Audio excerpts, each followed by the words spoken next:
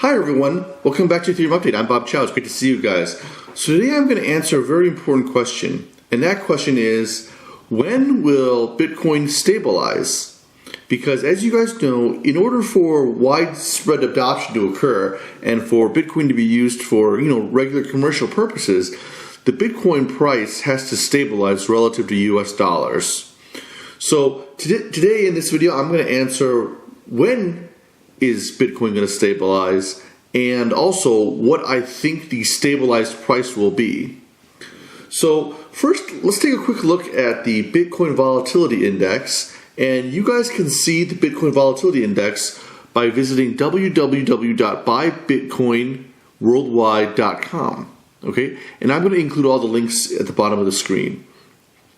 So as you guys can see from this site, Bitcoin has been really wild in terms of volatility back in 2011, 2012, and it's been decreasing every year since its inception.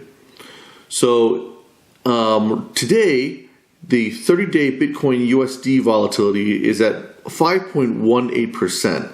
And basically what this volatility measures is it measures the deviation of daily returns for the preceding 30-day window. So as you can see, back in 2011, we had these wild swings where volatility was at like 12.64% and even upwards of 15.64%, whereas nowadays it's down to about 5.29%. Now, as you can see down here, you can play with other types of volatility. For instance, the 30-day USD versus Euro volatility, or the 30-day gold versus USD volatility. So let's look at gold. So looking at gold, that's the purple line down here.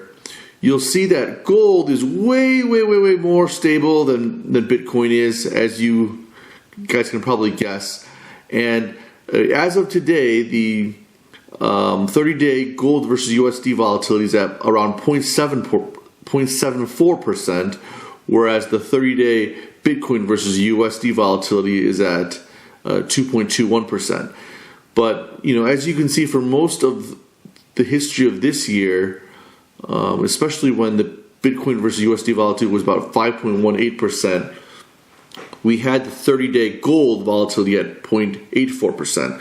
So as you can see, there's a long way to go before USD, the Bitcoin USD volatility, goes down to a level that's acceptable as compared to other currencies. Now, when do I think that the volatility will go down to acceptable levels?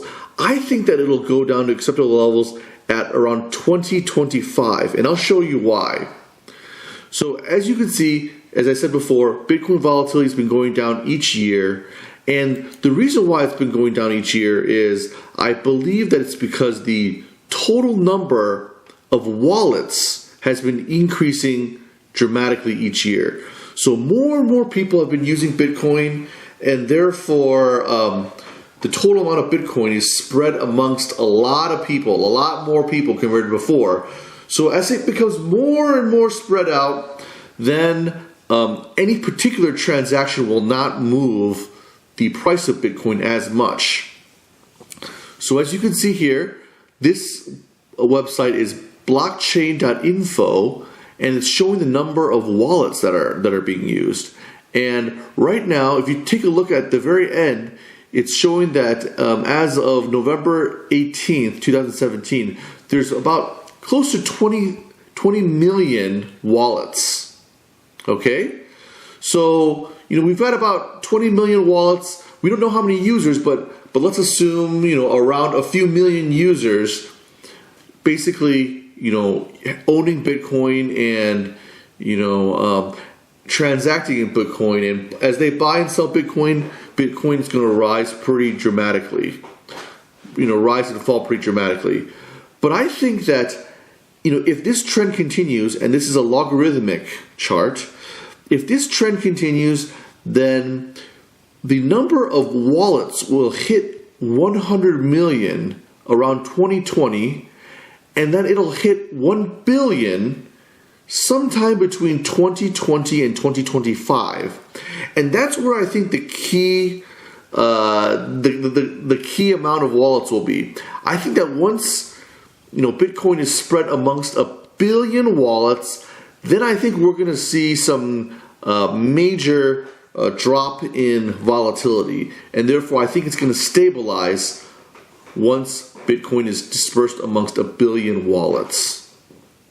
Okay, and as I said before, 1 billion wallets will be hit sometime between 2020 and 2025. So conservatively speaking, let's say 2025. Okay.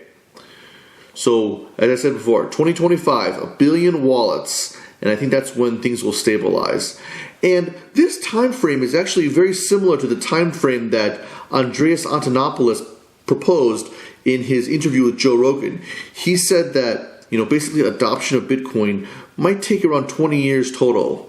So this prediction of mine around 2025, I think, is somewhere close to his prediction as well. So Bitcoin in general will take about 20 years to adoption. And just to give you some context, 20 years to adoption is about half of the time that it took for credit cards to be adopted. It took credit cards about 40 years to be adopted, and I think that'll take blockchain or Bitcoin about 20 years to be adopted, and to be adopted around 2025. Okay? Now, just to give you some context, the number of credit cards in the world, the current number of credit cards in the world, according to my research, is currently about between 1.5 billion and 2 billion credit cards. So that's also where I kind of derived my 1 billion wallet number, because I think we've got to reach up, around 1 billion in order for things to stabilize. And because the number of credit cards in the world, it's about 1.5 billion to 2 billion. And the amount of credit card transaction in terms of dollars is about 2.5 trillion as well, just to give you some idea. Okay?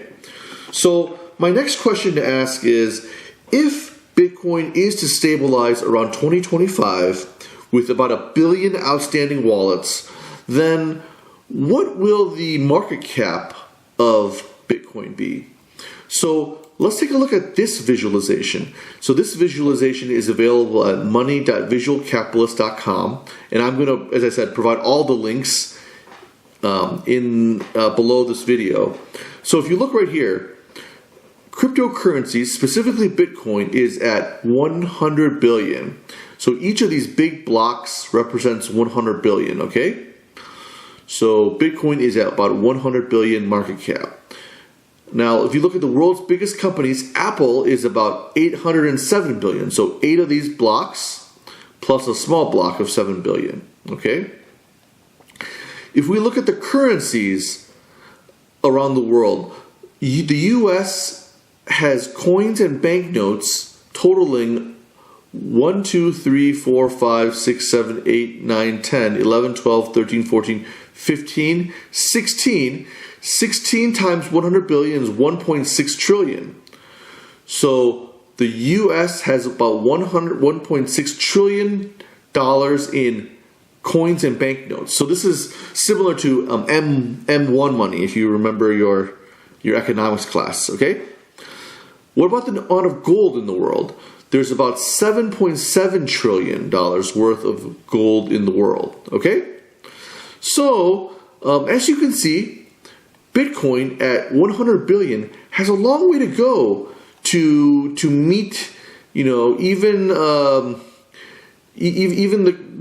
currency of, like, say, the M1 currency of Japan, China, or the US, the Eurozone. And Bitcoin is actually supposed to be a global currency. So these are currencies for each country, but Bitcoin's supposed to go global. So, I would say, I predict that the market cap of Bitcoin has got to be between at least 1 trillion and I would say about 2 trillion. So therefore, I expect Bitcoin to be between basically around the M1 money of maybe the United States, okay? So between 1 trillion and 6 trillion. Or I'm sorry, 1 trillion and 2 trillion, okay? So basically, I expect Bitcoin to go up by tenfold, between tenfold and 20-fold by 2025. So what does that mean? That means that I expect Bitcoin to be somewhere between $100,000 and $200,000 by 2025. Okay, and I think that is where Bitcoin will stabilize, somewhere between $100,000 and $200,000. Let's say $150,000. Okay, so basically, just to recap, I think 2025 Bitcoin will be distributed amongst 1 billion wallets and will rise to about a price of $150,000. Okay, so that is my prediction, guys. Tell me what you guys think about that. I think that these predictions are still very much in line with what Andreas Antonopoulos said, as well as in line with what Tom Lee has said as well. So let me know what you guys think. So by 2025, I predict $150,000 a Bitcoin distributed amongst 1 billion wallets. If you guys disagree, please let me know. And if you found this video to be helpful, please feel free to subscribe and like. And I'll see you guys later. Thanks. Bye.